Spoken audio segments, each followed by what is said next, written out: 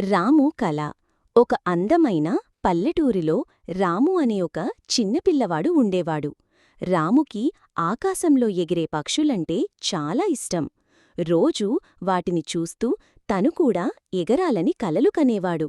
అవ్వా, నేను కూడా పక్షిలా ఎగరాలనుంది అని వాళ్ళ అవ్వతో అనేవాడు.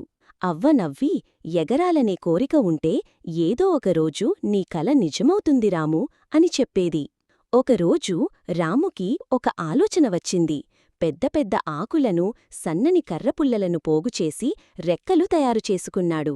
వాటిని భుజాలకు కట్టుకుని చిన్న కొండమీల నుండి దూకాడు. కాని అయ్యో, రెక్కలు సరిగ్గా పనిచెయ్యలేదు. రాము కిందపడ్డాడు. దెబ్బలు తగలలేదు కాని మనసుకి చాలా బాధేసింది. అవ్వా రాముని దగ్గరకు తీసుకుని, చూసావా రామూ, నిజమైన రెక్కలు మనకు లేవు, కాని మనుషులు కూడా ఎగరగలరు వేరే విధంగా అంది. అదెలా అవ్వా అని ఆశ్చర్యంగా అడిగాడు రాము.